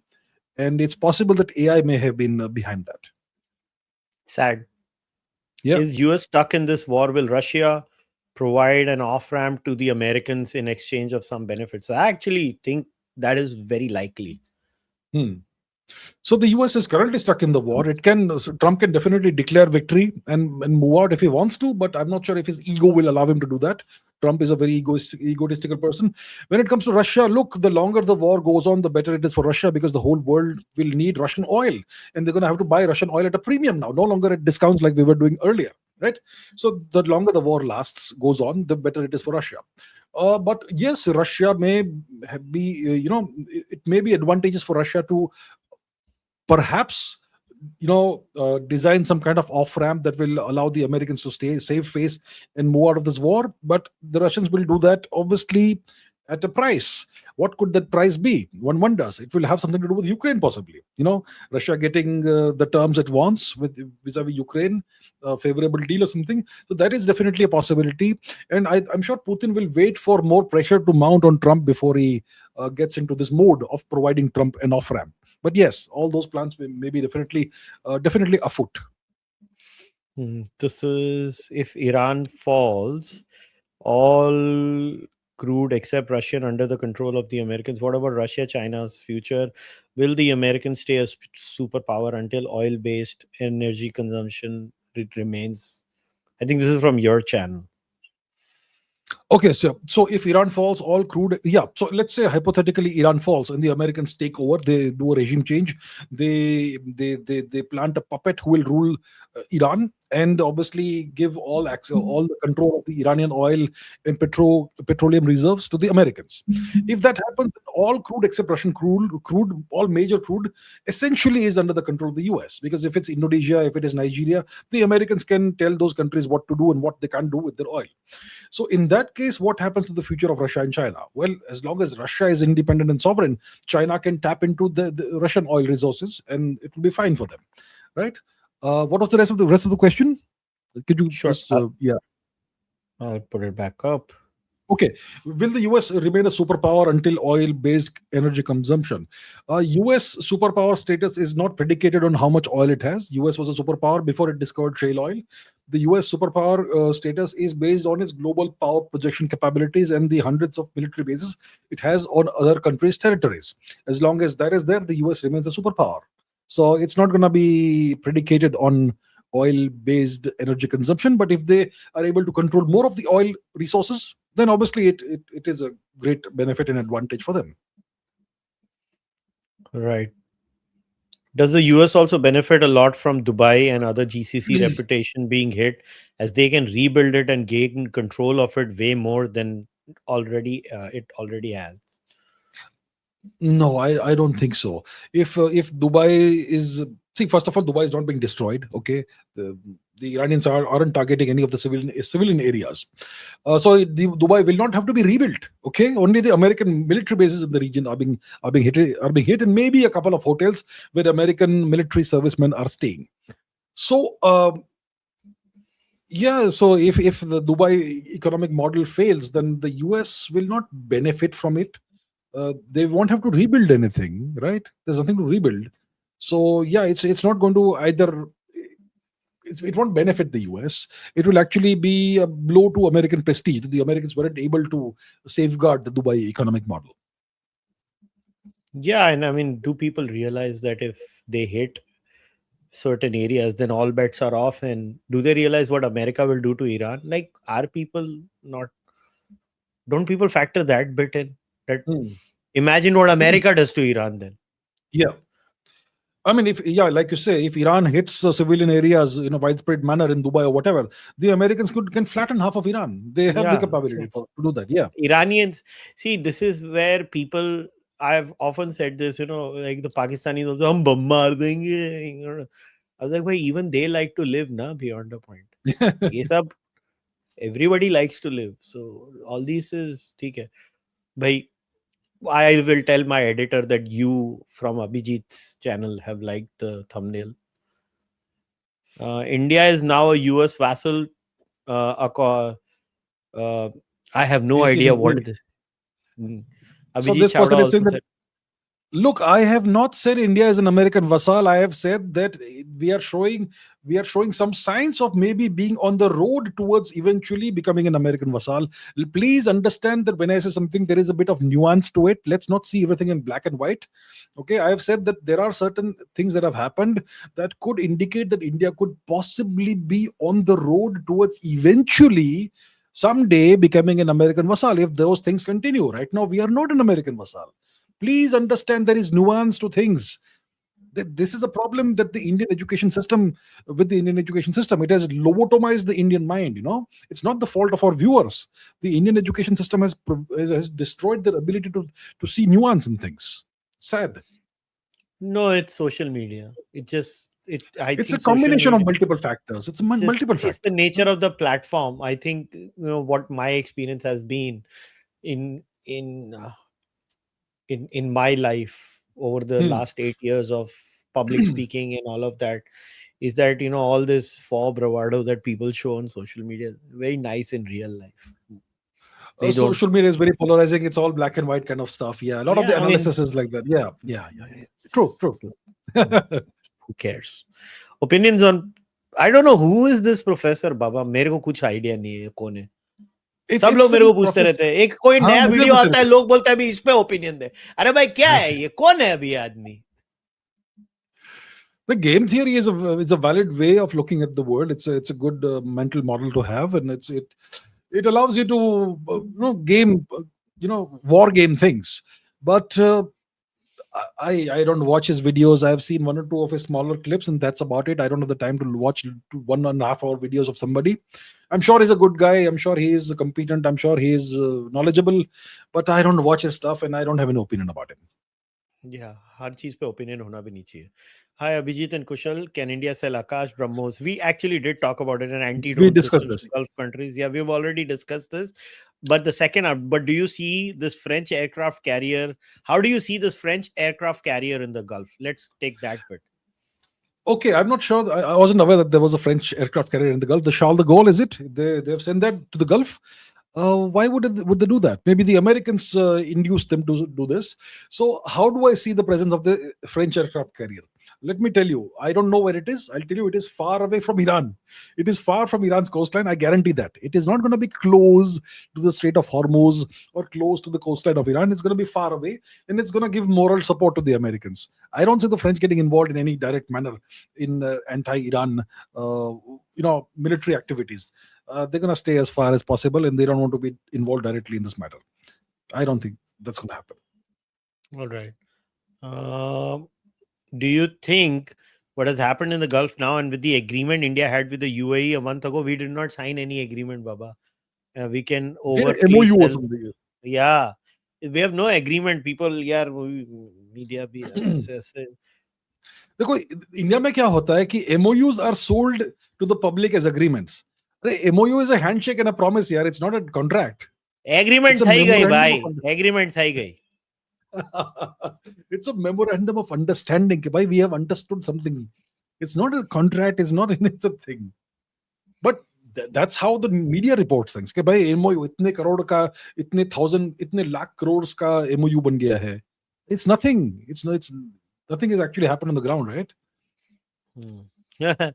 Will Pakistan be forced to put boots on the ground by US? I want that to happen. भेजो पाकिस्तानियों को Iran. भेजो.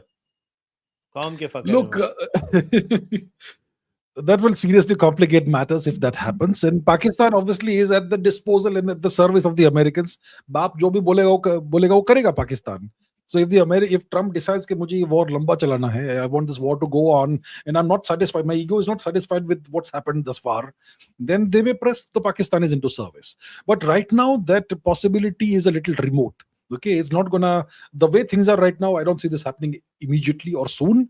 But if Trump continues this nonsense and if he gets more desperate, he may perhaps eventually at some point in time, in a few months perhaps, ask the Pakistanis to get involved, which complicates matters very badly, if that happens.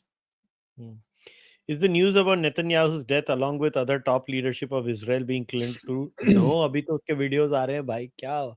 I'll tell you, it's actually a good question because see, they have this Twitter account, right? Prime Minister of Israel Twitter account.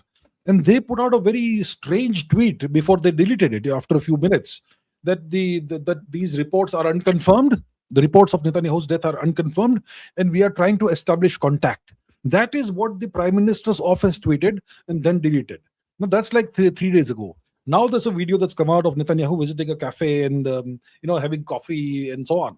But even if you watch that video very carefully with a sharp eye, some of the physics is unphysical. So it's possible even that video is a very high quality AI fake. So I think something could possibly have happened to Netanyahu. Maybe he's injured. Maybe something has happened. And looks like there is something going on. But I am not certain that he's dead. Today. I saw a video of him at a cafe today. मैं वही बोल रहा हूँ. He went to a cafe. He picks up this cup of coffee. The cup is tilted, but it never spills over. You can see the stills. Okay, you can watch the video. उसको धीरे-धीरे frame by frame देखो. When you see him picking up the cup is tilted ऐसा, but the coffee never spills over, which is unphysical. And the way he puts his hand into his pocket, there are some glitches with his thumb. So it's very small glitches, and they are showing cameras, right? वहाँ पे लोग camera से video ले रहे हैं. Camera में छोटी screen होती है. See what is in the camera screen and see what the camera is pointed at. So it looks like even that could be a very high quality fake. I'm not saying that Netanyahu was dead or something, but looks like something is fishy. I'm a very skeptical person. I'm not saying he's dead. I'm not saying he's alive. I'm saying something smells fishy to me here. I don't know. All I know is बिना बात का Aditya Raj call पेला जा रहा था. किस बात के लिए उसको पेल रहे लोग? उसको क्या हुआ? उसको बोला उसने उसका लोकेशन दिया. मैं बोला क्या पागल लोग हैं? अच्छा. The journalist, right? अरे उसको क्यों पेल रहा है? I saw that video. उसमें उसकी क्या गलती है यार? तो कोई लेना देना है नहीं बिना बात का उसके. Also, what can be a realistic end to this war? We have already answered that. Answered that. Abhijit sir, China is not in the same boat as India. Sadly, they have 50% new car sales electric, and by 2030, they plan for 100% energy nuclear renewable. China is not in the same boat as India. China is far ahead of India. They have very good planners. They have just one political party. They have invested trillions of dollars in in reforms in the education system, in the military industrial complex, in their universities, which produces high quality researchers. They have they've invested billions, maybe trillions of dollars in getting high quality researchers back to China. They spend so much on R&D compared to India. They are in a totally different league now.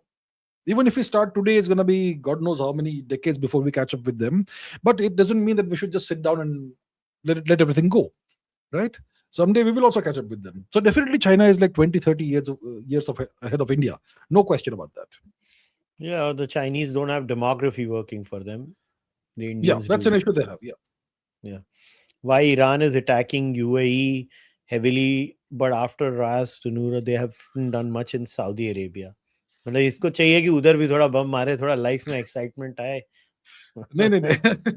See, what's happening is that from what we are seeing in the media, they are launching way more missiles and drones of the UAE or UAE territory as compared to Israel. That's what the media is telling us. Now, first of all, I don't know how much this is true, how much of it is a lie. Maybe it's true, maybe it's not.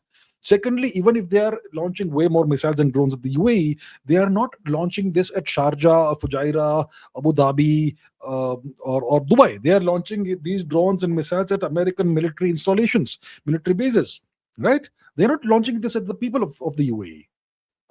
And similarly, in Saudi Arabia, they recently destroyed 3 American super tanker aircraft in a Saudi airbase, right? So they have also attacked Saudi Arabia. It's not like they've not taken any action against Saudi Arabia. My point is, the media is full of misinformation. The media is trying to make you think in certain ways.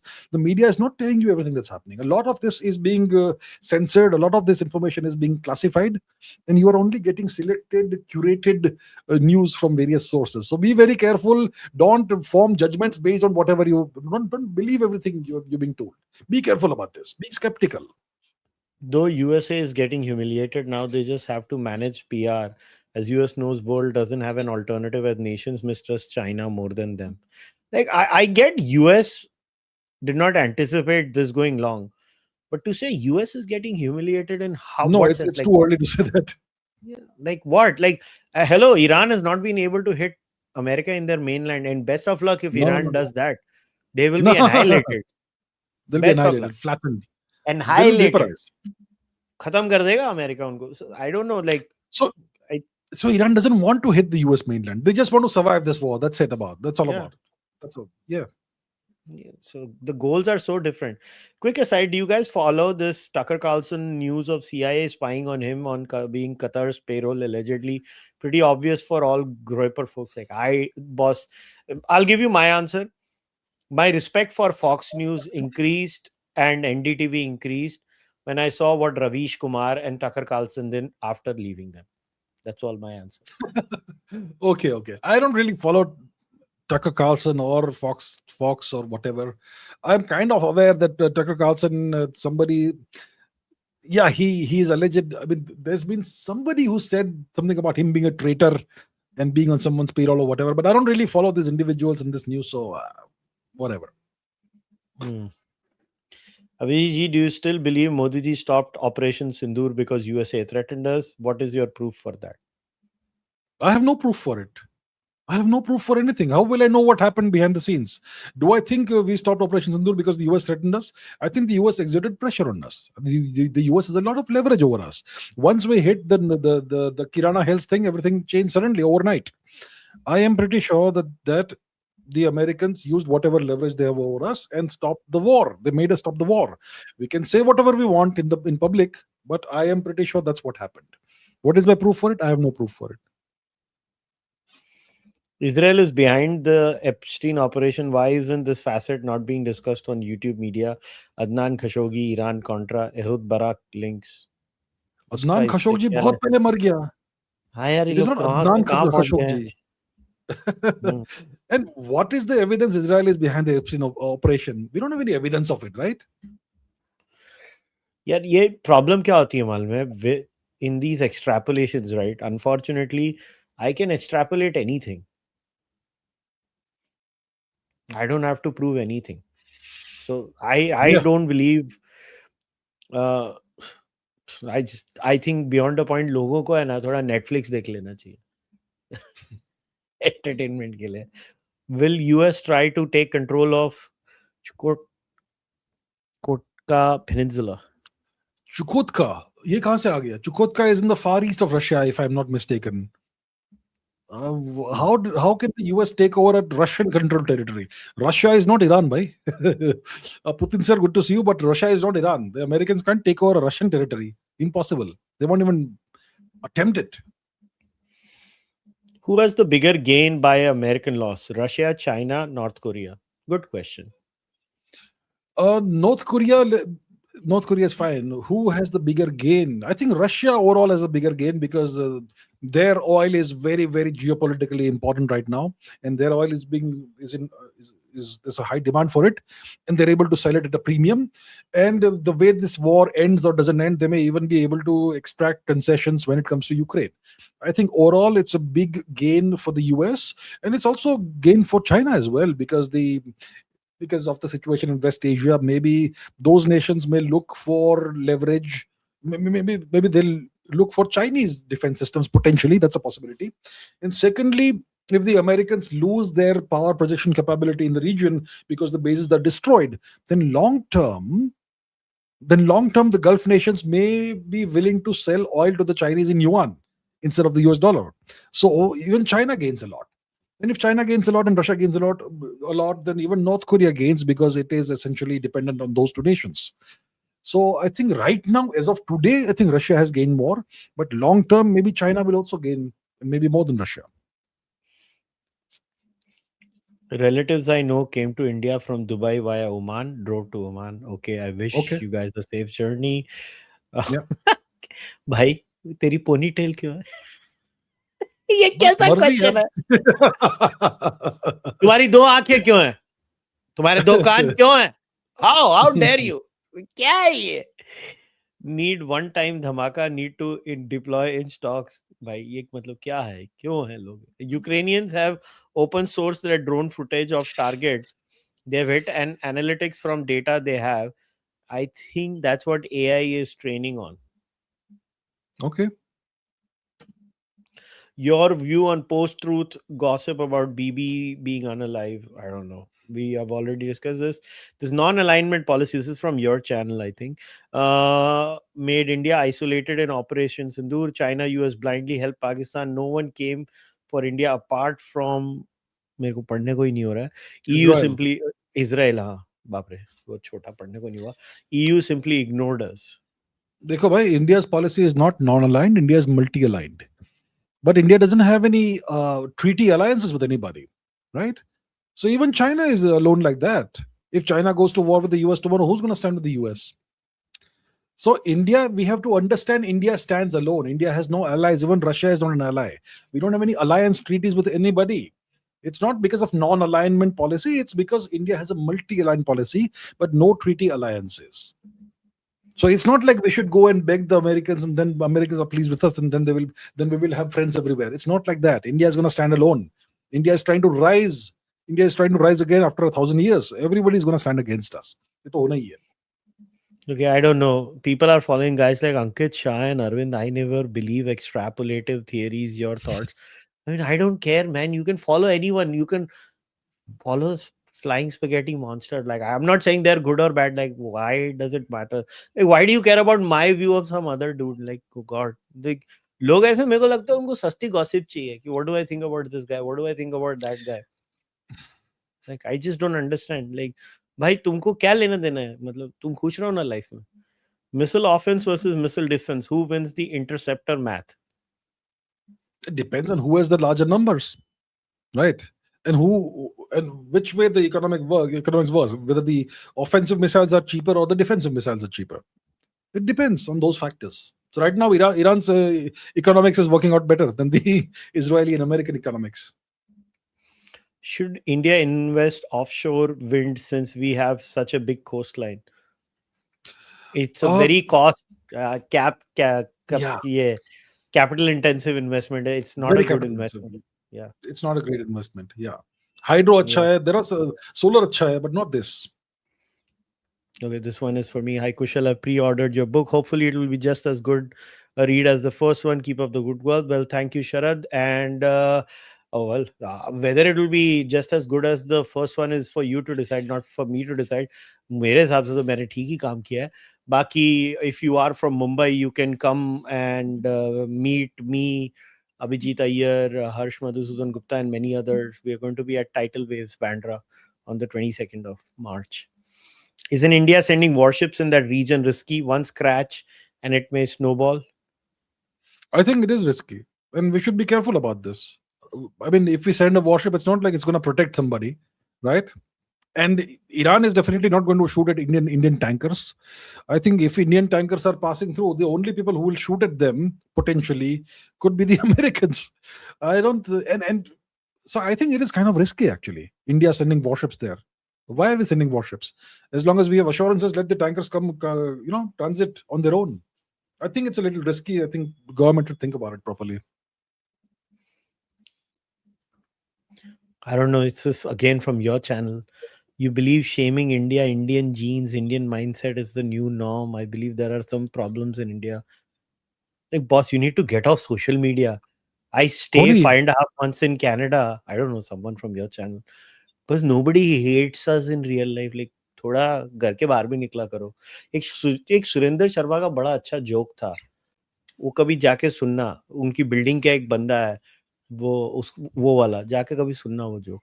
मतलब लोग घर के बाहर नहीं निकलते, पूरा time internet पे बैठे रहते हैं, एक दूसरे को गालियां देते रहते हैं, और उनको लगता है कि दुनिया में सब एक दूसरे को गालियां ही दे रहे हैं. Can US sustain the war logistically? yeah, it can. It can. It will need to resupply itself and so on, but it can. Yes. Okay, what signs do you see of India being compromised by the Americans? Okay, let me give you a very simple example. We are technologically a non-sovereign nation. We use American technology for everything, whether it is social media platforms, whether it is AI. The Open AI is now apparently going to invest about $15 billion in, I think, Vishakhapatnam or something, setting up data centers and so on. And they will set up AI training things or whatever, and it's the Indian bureaucracy that's going to be using their AI systems. They're going to have anti-scam detection in there and so on. So if the Indian bureaucracy is going to be using American AI systems for decision making, doesn't that very deeply and very profoundly compromise India? And doesn't it make the Americans privy to everything, all decision making and whatnot that's happening in the bureaucracy at various levels? That's just one example. If we allow Starlink, then that's another example of we getting more penetrated and more compromised. I can give you lots and lots of other examples, but have an open mind, think about it, try and see the signs and symptoms yourself. I'm not saying India is a vassal right now, but if we continue along this path, then one day we'll find ourselves vassalized. Will Iran use a dirty nuclear bomb? It depends. It depends on what is done to Iran. If somebody nukes Iran, then they will use everything at their disposal. Otherwise, Iran probably won't use a dirty nuclear bomb. When exactly will Pakistan face crisis of fuel, gas, and water? When exactly are they never in a crisis?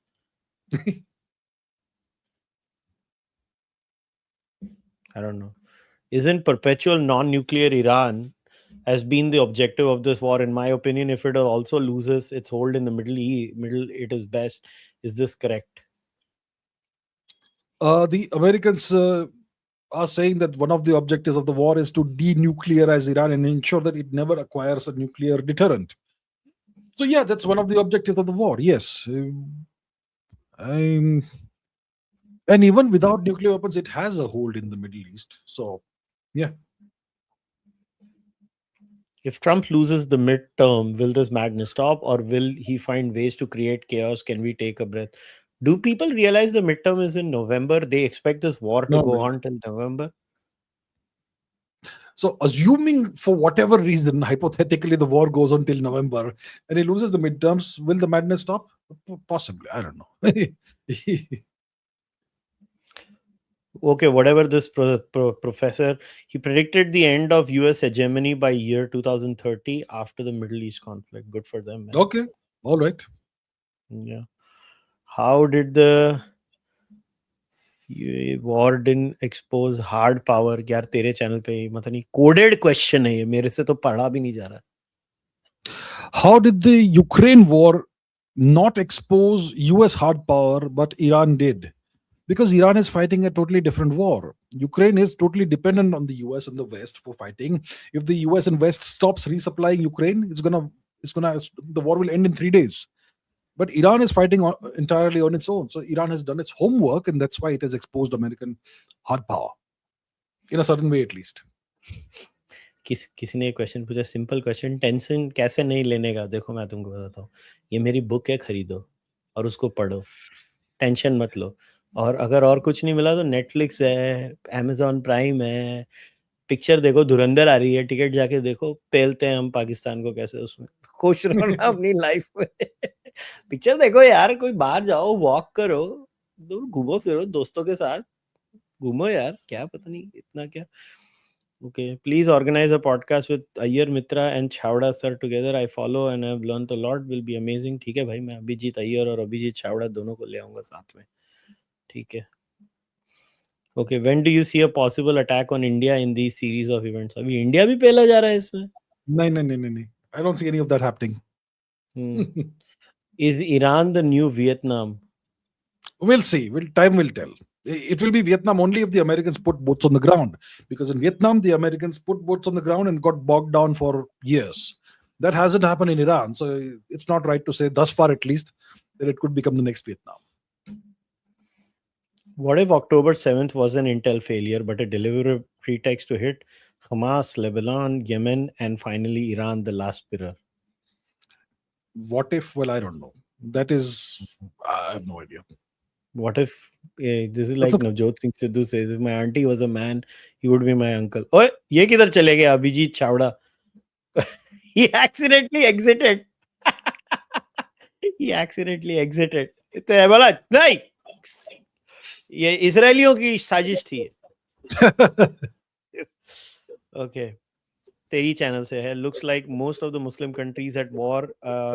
Is there a bigger picture to it than just Iran, US? I don't know what that means, but most of the Muslim countries at war. Nahi, kaha? Okay, Pakistan and Afghanistan are fighting, and Iran is also being it's also at war. But that's 3 nations, right? Yeah, I don't see any other bigger picture or whatever. I don't. What are the realistic causes of rising racism against Indians abroad and in social media? Are Pakistanis mistaken for Indians, or there are other reasons? Well, actually, it all started 3 years ago when the Pakistani started this anti-India racism, and the Indian academic left in which has placed all these years. Their own literature got used against Indians and their own literature, but at least are there racist incidents in Canada and America? I can only speak about them. Yes. Is it widespread like people think it is? Bullshit. No. Bullshit. You don't Online, know if you're not living there. Online, you will see racism and hatred, but online you see everything. But in real life, it's not like widespread. When will the Indian economy reach 10 trillion now? Whenever. Yeah, no, but I think it's going to be in the same trajectory. I don't know why people are so worried about things. Kushal and Abhijit, question to both of you. Do you believe it is in India's interest for a non-nuclear Iran in the long run? I always believe the lesser the number of nuclear powers, it's the better. Yeah, totally agree with that. Yeah. All right. क्या है? Can you have a debate on India being a vassal state? By तू कर ले debate. अरे कितनी बार मैं बोलूं India is not a vassal state. कितनी बार बोलूं यार? People just see things in black and white. Okay. I mean, talk about Iranian cluster munitions and air defense systems ineffectiveness. How would Akash system cope?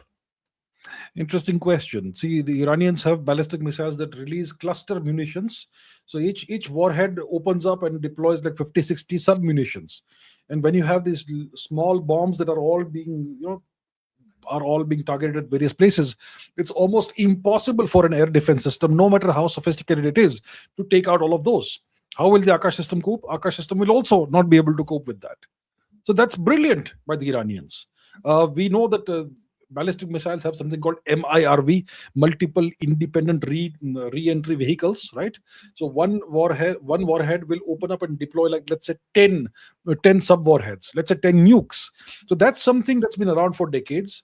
But now the Iranians have come up with cluster submunitions. So that's a totally different. It's taking that to a new level, to a whole different level, and I don't think any air defense system can cope with it unless it is directed energy weapons like lasers. In that case, you could take out all the cluster munitions. But even the Iranians, their Iron Beam or whatever, it's not really been operational in this war. So yeah, right now nobody can cope with it. Yeah. So last question, and we'll wrap it up. What is your prediction? When will this war end, or will it ever end? And when we will have continuous, or we'll have a continuous off and on? Okay. Look, if I, I don't know when the war will end. I think if you look at it from a probabilistic perspective, I think 50% there's a chance that Trump will find some way of claiming victory over the next couple of weeks and pull out. And that's one possibility. Another 50% possibility is that it drags on for longer, and that is not a good thing, because that will potentially bring more countries into the war if it continues. So I'm hopeful that over the next couple of weeks, Trump finds a way to claim victory and get out of the war. Hopefully. All right. Fair enough. I actually do think that maximum a week or 3 weeks is what Iran can sustain. I just don't see Iranians having the capacity to sustain beyond that. Like, I think people are overestimating Iranian capacity. And okay, this was on your channel. Tomorrow and tomorrow creeps in. I don't know what the hell this means. Shakespeare. भाई अपन नहीं देखते, अपन ने कोई Shakespeare ना पढ़ा ना देखा, कभी नहीं देखा, कभी नहीं पढ़ा ना कभी देखा, कुछ समझ में नहीं आता, जो भी था सुन के अच्छा लगा. Anyways, chalo, Abhijit, thank you very much for this, and well, we'll talk about this again. देखते हैं अभी कौन पेला जाता है, अगले 2 हफ्ते में फिर देखेंगे पेलम पेली Yeah. के बाद. And guys, if you look at the description of this podcast, Abhijit's X handle and his YouTube channel are there. So if you're not subscribed, go hit the subscribe button on his channel and follow him on X. If you're not subscribed to my channel, go subscribe to my channel and follow us or follow me on X too. And remember, the formal book launch in Mumbai for my book, Blasphemy, Let Me Speak, is going to be on the 22nd of March, 12 noon at Tidal Waves, Bandra. You can place your order right now. The link is there in the description of the podcast. I will see you guys over there. There will be physical copies over there too. So it's not like we're not having any physical copies over there. Tons of people are going to be there. You'll get to meet many others. And always remember, this podcast runs only on your membership. So if you've not joined a membership program, do join. Yesterday, actually, on the Sunday sessions, we completed the Yajnavalkya Smriti. So now we've completed the entire Valmiki Ramayana for the Speak With Me tier. Manusmriti completely, chapter by chapter, verse by verse, and the Yajnavalkya Smriti, chapter by chapter, verse by verse. So in 5+ years, we have completed 3 complete religious texts. Now we're going to start from next Sunday. We start from the Parashara Smriti, and the entire aim is you have a repository of Hindu texts, and then we'll go on to other religions. That's the idea. If you want to do that, go subscribe to the Speak With Me tier on this channel, or you have to pledge $5 and above on Patreon, or you become a subscriber on X. I'll see you guys next time. Until then, this is me and Abhijit Chavda signing off. Take care. Bye bye.